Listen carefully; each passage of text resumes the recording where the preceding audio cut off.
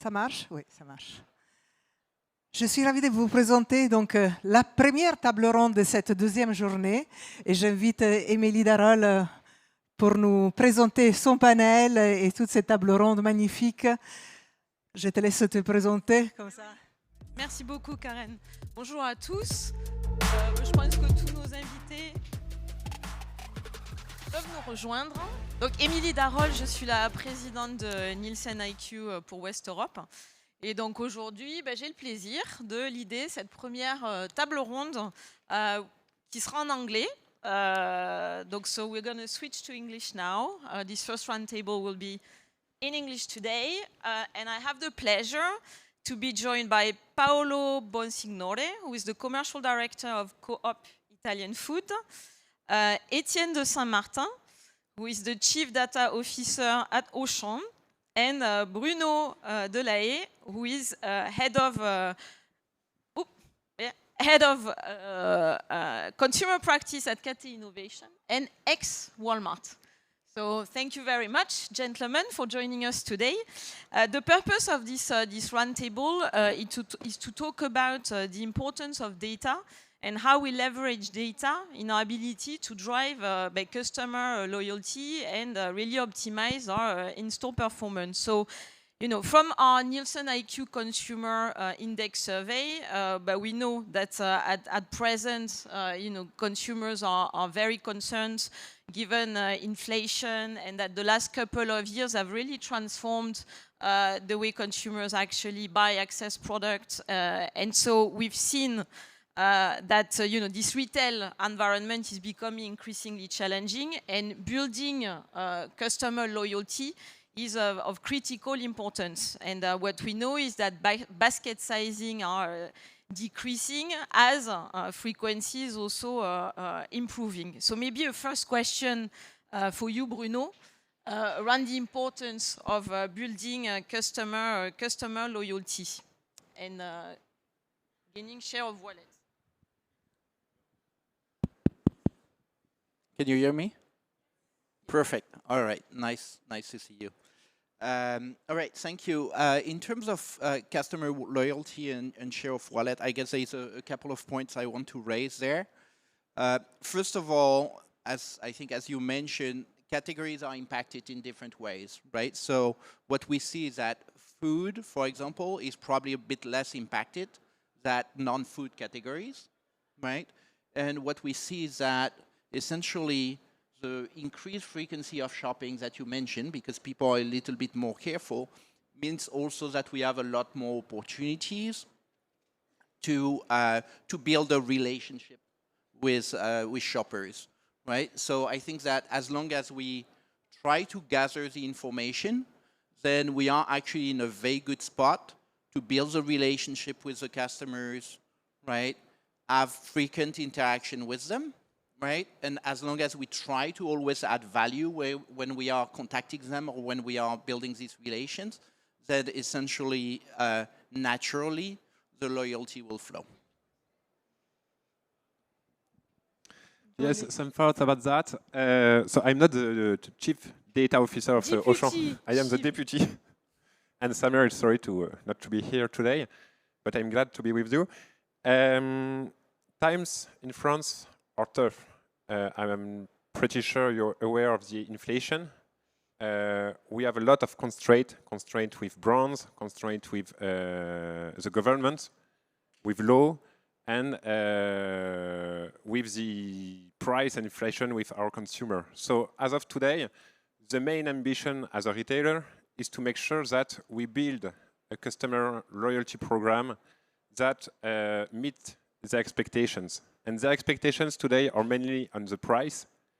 And so the challenge for us is to make sure that we can create value for brands, create value for the consumer, but not destroying value in terms of pricing, because we are in very difficult times again, and a lot of constraint with the government. So one of the maybe questions for you, Paolo. So we've seen post-COVID a greater fragmentation of the retail marketplace with e-commerce booming, the growth also of the hard discounters. can you share some examples of how you leverage, data in the context of, understanding the customers in the daily interactions? Like, what is the place of data in the daily running of the business operations? Sure. Can you hear me?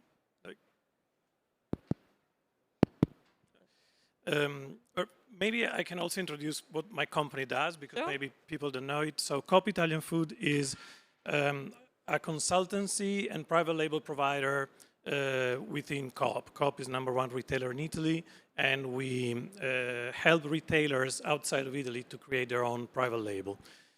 Within this, we created a methodology to put together, of course, all the customer data, segmentations, all the things that need to be used.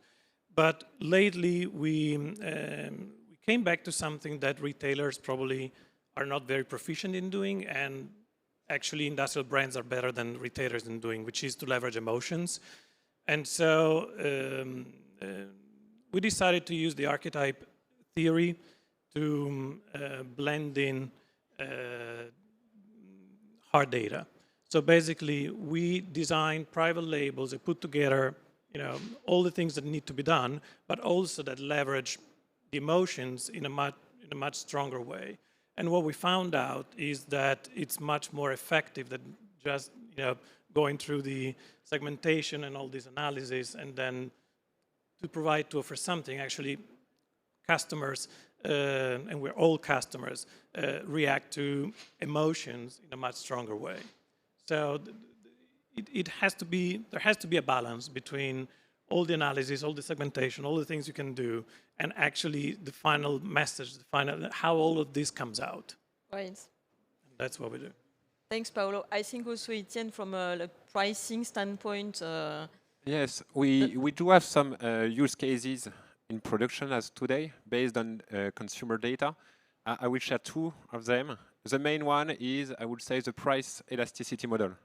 How does it work? It works with, based on the consumer basket, what are the best product and what are the best price according to the geography, according to his history with Auchan, but also with lookalike with other consumer looking like him. So this will be the first one, and the objective is again to give back money to the consumer to make sure that we guarantee margin for the company, but also with brand in terms of negotiation, but again to give back some money to the consumer. And the second one, which is kind of new in the retail industry, maybe, I don't know, at least for Auchan, is to build the product assortment not based on brand insight, not based on product insight, but mainly based on the consumer habit and consumer use of the product. What does it mean? That means that, again, we are based on the consumer basket, and then we do some kind of lookalike with product, and we gather them in new categories, which are not the product given by the brand, but again, by the consumer. The ability of this kind of model is to build new assortment. Why? Because Auchan, as you may know, is a very mass market economy with a lot of hypermarkets, etc., etc. And we want to propose, to expose new kind of assortments, more precise for a consumer in town or for a little shop. So with the rise of e-commerce, so 12% of the total grocery sales in France actually goes up to 17% in the UK. We see obviously the digitization of the grocery business.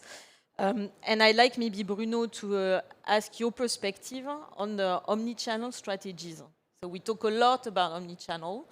How, what are some of the key challenges that you see in terms of implementing an omni-channel strategy and implications?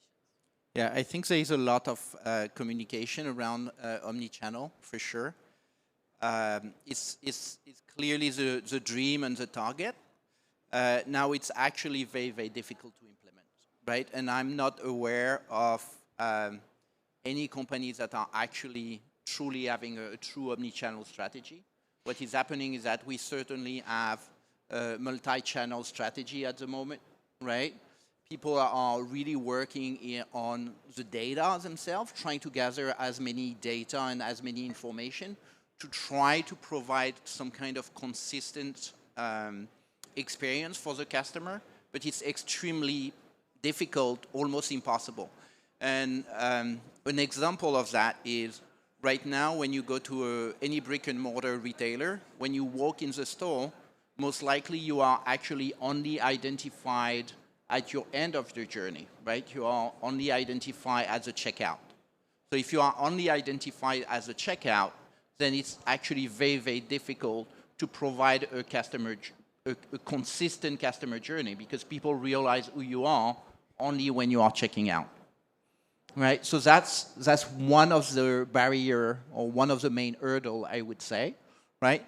The other one is that, as we all know, is in a store, everything is not digital, right? So as everything is not digital, you can't just flip a switch and say, okay, the assortment will be moved differently, you know, the banners will be different, right? You have essentially to standardize a little bit, right?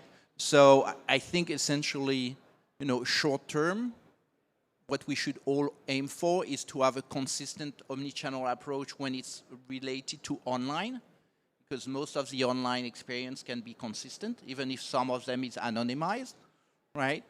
And try essentially to find ways to justify to consumer that they should share information, that they should identify themselves, right? And we have to find and create new ways for them to say, yes, I want you to know who I am because I know that if you know who I am, you will provide me with a better experience. And once we crack this approach, then we will be able to get one step closer to omnichannel. Omnichannel? Omnichannel for Auchan? It's a tough word for us. Why? Because we do have a lot of channels. We have Drive, we have e-commerce, we have stores, and in stores we have hypermarkets, we have supermarket, we have Auchan Go, which are autonomous store. We have something like 15 channels to serve, and you can go in each channel or in all channels if you want. And the fact is, creating the consistency across all those channels is just a nightmare. Why? Because it's all about logistics. Logistics to guarantee that you will have the right assortment in the right channel. I would say it's the first point, and it's very tough to crack, to be very honest. And the second one is that sometimes product doesn't have the same value proposed depending on the channel. If you're buying on e-commerce, you want to be delivered very quickly. And if you want to go in an hypermarket, you want to have a large offer of product before choosing one. So it's very tough to build consistency on that. And I think everything is participating to build this omnichannel consistency years after years. But to be very honest, we are far from that at Auchan today. At the beginning of the journey. Paolo, anything that you would like to... My personal take is that, again, this is I second what they said, and I don't have much to add. I'm just, the more we work on our projects and the more we work with the retailers that we partner with, the more we understand the importance actually of there should be an insight at the center of the attention, and then use the data to work around it. And of course, this is a context where we're talking about data, and I'm bringing here another point of view, which is that the insight has to be at the center and not and the data should support it. And what we're seeing is that you can get into a rabbit hole when you talk about data. You can, I'm in love with data. I lost endless hours, drilling down analysis and discovering things, et cetera, et cetera. But in the end, the leverage that makes a sale is psychological, is emotional. So what we're trying to do is to balance it out and see how data should support the rest. So. Okay. On the thank you. On the customer data, right? The ability to segment actually clients and do like targeted marketing, and what's your view on the this notion of personalization, and how can it help also in the context of omnichannel, right? How do we actually really activate against this notion of personalization? Yeah, I think segmentation is crucial. It's actually central to everything. My guess and my hope is that everyone has understood that by now. That actually providing understanding the customer profile, understanding what they want is crucial, and segmenting is really kind of the name of the game.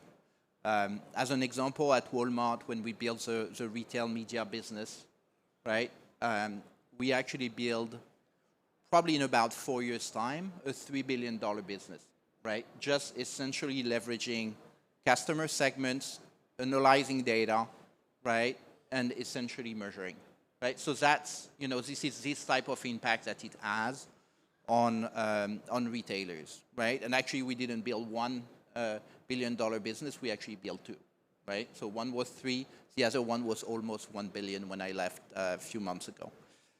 So it's that important. I would say that the thing we need to realize is that while essentially segmentation is crucial, it's actually very difficult to actually still implement, right? Because while you can analyze the data, you can create the relevant segments, right?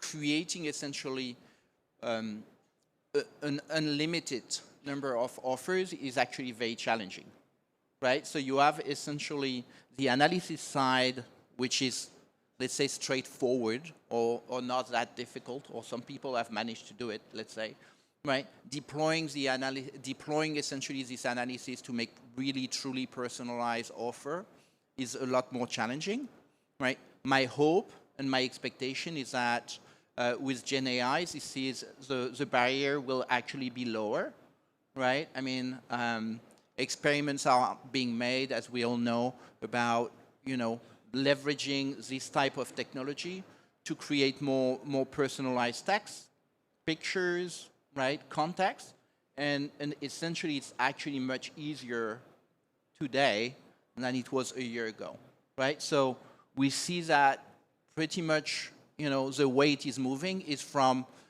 segmentation being very much around targeting, but still pushing the same type of offer.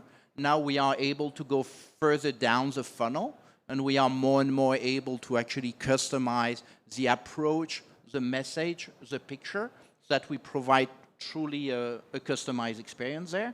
And as we mentioned before, right, when you start going offline, so in-store, that's obviously still a lot harder. Right? And my last point there would be, we need to keep in mind that segments should not be static, right? Context is extremely important, right? So you need to take into account where the customer is in his journey, what he already has in his basket, what he is currently doing, right? And that should be part, essentially, of the way you are communicating with your customer as well. And Bruno, in terms of by your experience in Europe and in the US with Walmart, can you share some of the best and worst practices that you've seen actually around customer segmentation? Sure. So there are, I guess, different aspects. Overall, if we look at kind of a macro level, and maybe I'm oversimplistic. I'm usually oversimplistic, so that's okay. In the US, what we see is that making mistakes, doing errors is actually probably a lot more acceptable, right? So when you do this trial and error more systematically, right, that means that you are able to fine-tune a lot faster, right? And that's actually super important because you can tune the experience, right? Now, it shouldn't be done, talking about bad experience, this shouldn't be done without guardrail.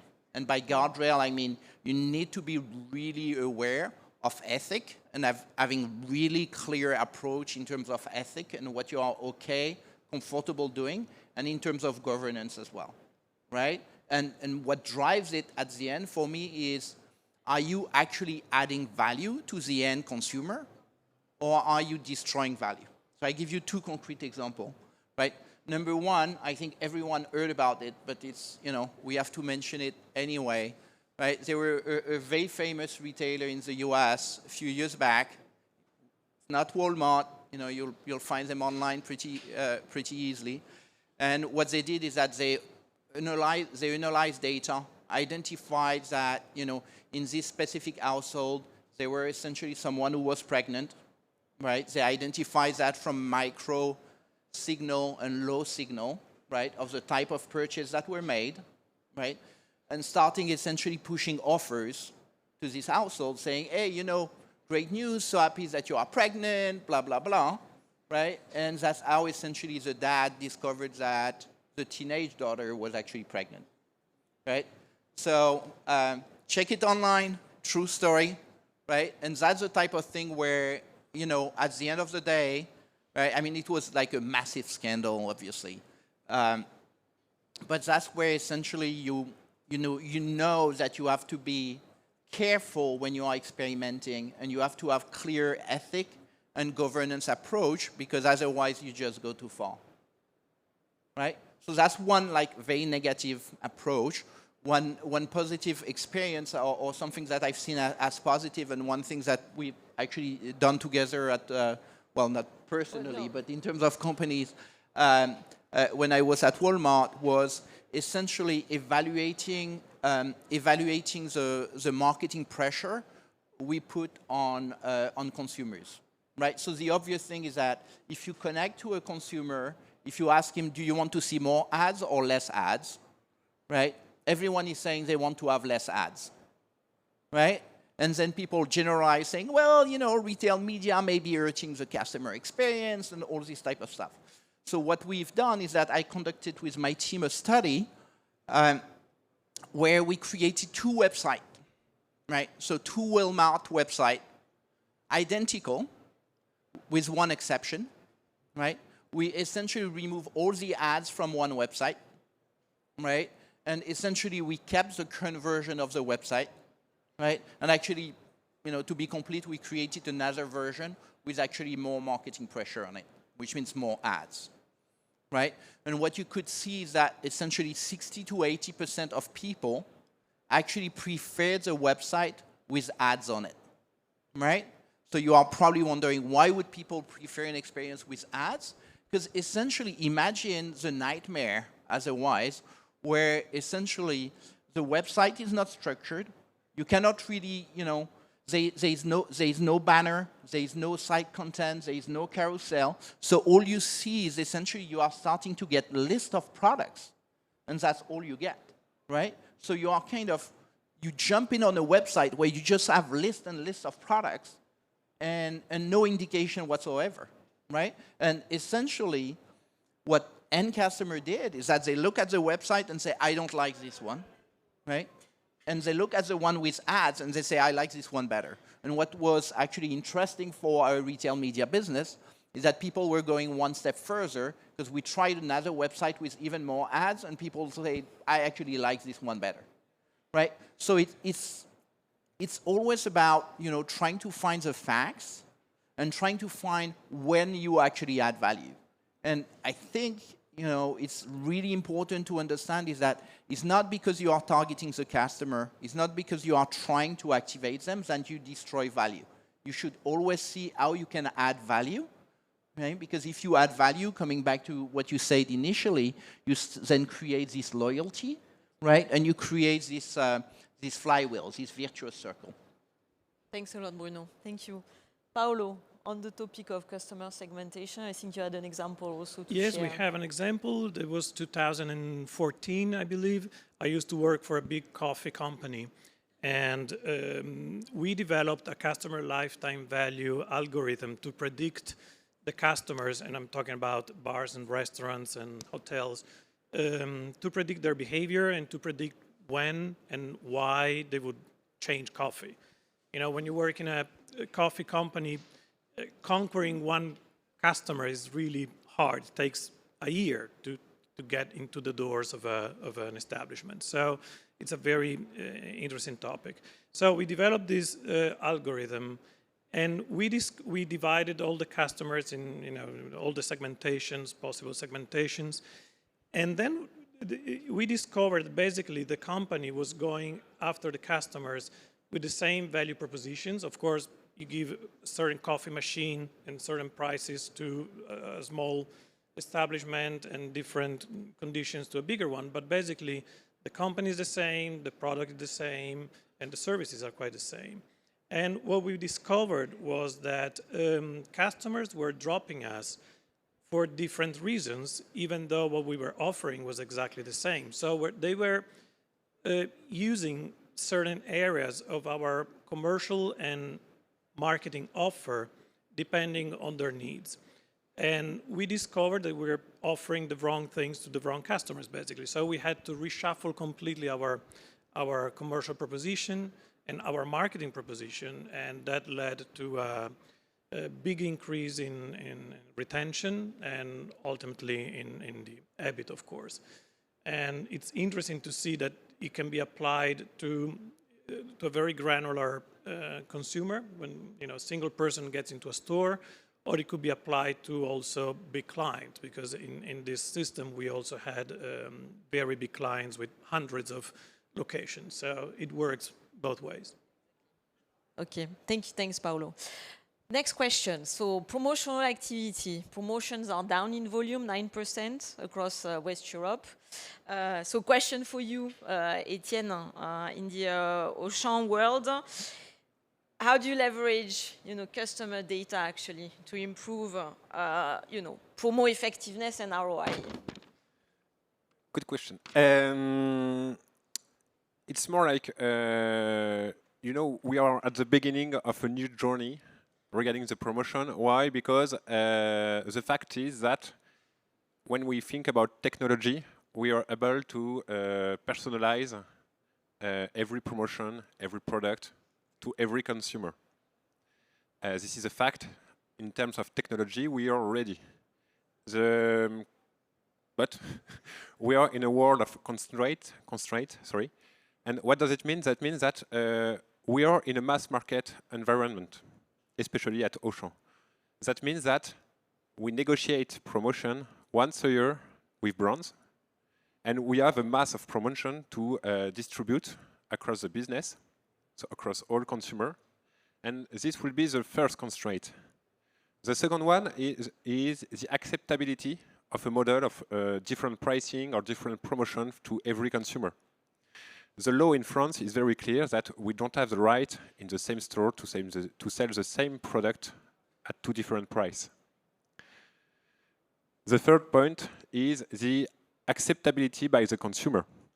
What does it mean to sell one product in one environment to one price and then to change it without any reason except the segmentation to another people? So it's very, very tough in terms of business to create value and sense for the consumer, and you have to think about all the constraints we have in the business in terms of competitive environment and legal environment. Yeah, and you're talking about the from push to pull model. Yeah. And the fact is that we want to be on this journey. The journey is very interesting because we are pretty sure that spending the right promotion to the right consumer will be very, will have an array very interesting. So for sure, we want to be on board on this transformation. And today, in terms of tech, what does it mean at Auchan? That means that we are shifting from a world where we were pushing promotions. And you know, you receive an email with the promotion, an SMS, a text, etc., etc., or the leaflet in your mail.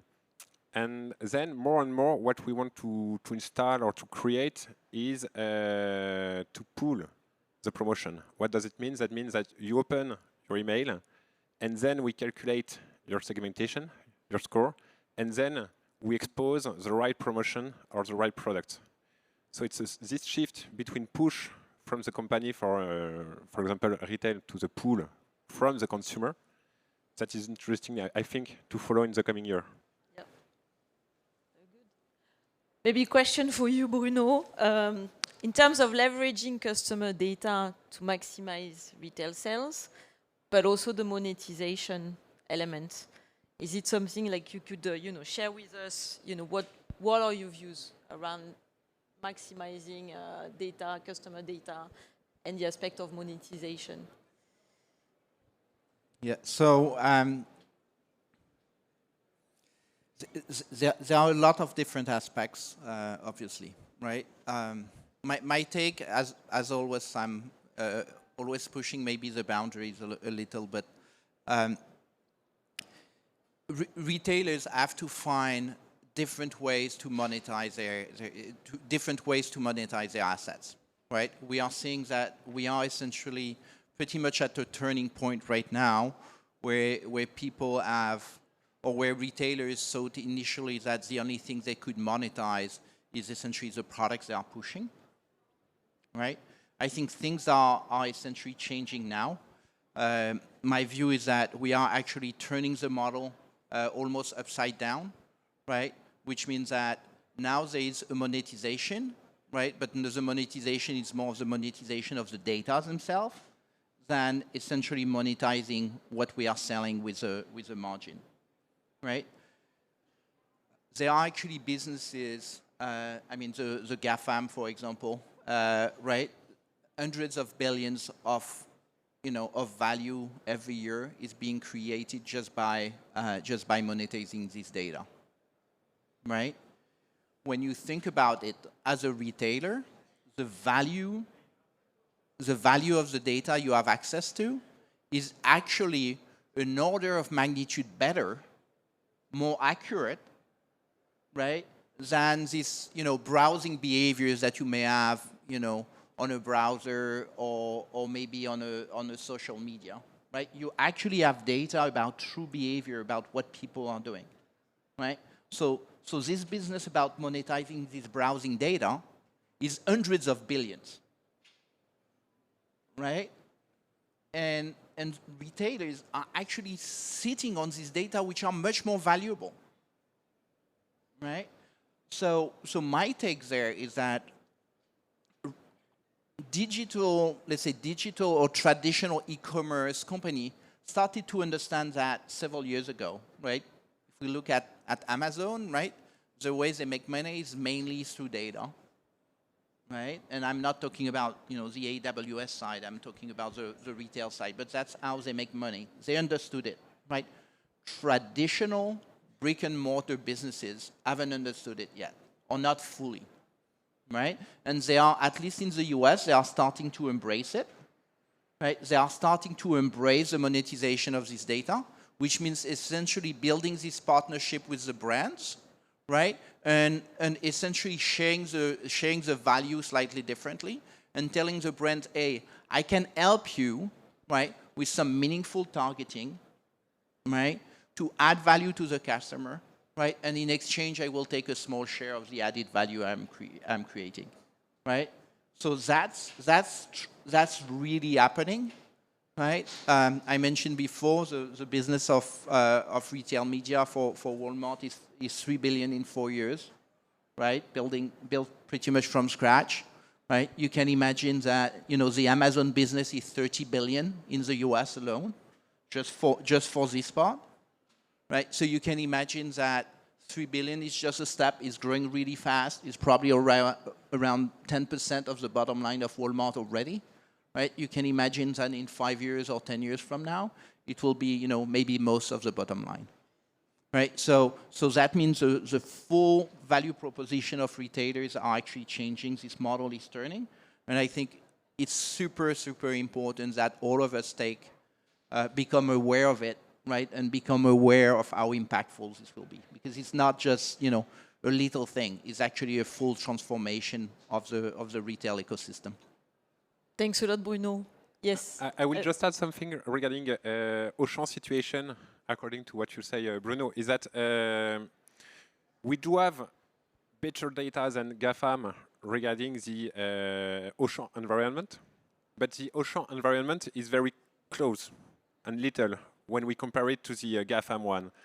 And what we did at Auchan, but not only Auchan, with the full ecosystem in the AFM, Association Familiale Mullier, you know, Leclerc, Decathlon, Auchan, etc., is that we created an alliance between all the major companies to make sure that we can gather this kind of information regarding the customer to then have a complete view of the habit of the consumer in terms of sports, house with Leroy Merlin, food with Auchan, etc., etc.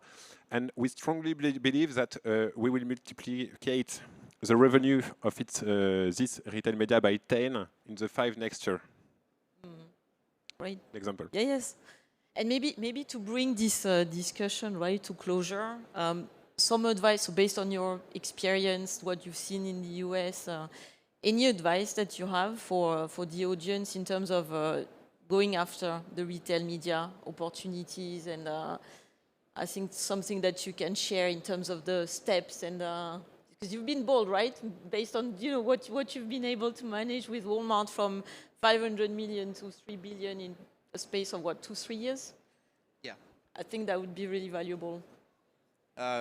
Okay. I'm not sure I can share really advice there, but what I observe and what I see is that the culture in the US obviously is very, very different, right? When we see it from, let's say, from France, and essentially I left Walmart 4 or 5 months ago. What we see for France is that we tend to kind of underestimate the knowledge and the capabilities that we have, right? And therefore, what we do is that we tend to be shy, right? We tend to shy away and not realize kind of the full potential, right? And, I have discussions where people are telling me, my measure is just not good enough. My targeting is not good enough. This thing is not good enough, and I could do actually a lot better, right? I can tell you that, when I joined Walmart, and still to some extent today, right, the data was nowhere, right? The measurement was, really bad. I would argue that it's probably not great yet, right? But essentially what we did is that we went for it. We chatted and aligned with brands, right? And we say, okay, that's a journey. We are going to build this journey. We are going to work at it together, right? We don't have all the answers. We don't have all the solutions, for sure. We know what we have is, average at best, right? But let's build this journey because we know that today, already what we can do is adding a lot of value to the customer, right? Adding lots of value to the brand, and that would add also lots of value to Walmart. So we just went for it, right? With kind of a pretty humble approach and say, let's work together. Let's set essentially goals, right? Let's set steps and agree that, okay, our measurement is not going to be great. Maybe we don't, whatever for the specialists, maybe we don't even do fair share to start with. Maybe we don't attribute sales correctly, right? Maybe our targeting is pretty basic to start with. But what we know is that even with this average approach, we are probably a lot better than essentially targeting with, saying, oh, based on your browsing behavior, I think you are probably a male or a female, so I'm going to push you this type of product, right? Already we are starting from our starting point is actually our lowest starting point is actually probably a lot higher than what others have, right? So start from that, be transparent about the fact that essentially you don't have all the answer, that it's a journey, right? And that you want to build it together. But essentially, if you do that, right, I think you will embark a lot of brands, right? You will add value to the overall ecosystem, right? And ultimately, you can build truly a multi-billion-dollar business. Great. Thank you very much. So big thanks to our panelists today, Etienne, Paolo, and Bruno. And just maybe for those who are interested, you do have the NielsenIQ lab actually available at the booth E63, where any questions on inflation, promotion, or assortment can be addressed within 48 hours. So don't hesitate. Any questions that you may have, we're here to help. Thank you. Thanks a lot. Thanks everyone. Thank you very much.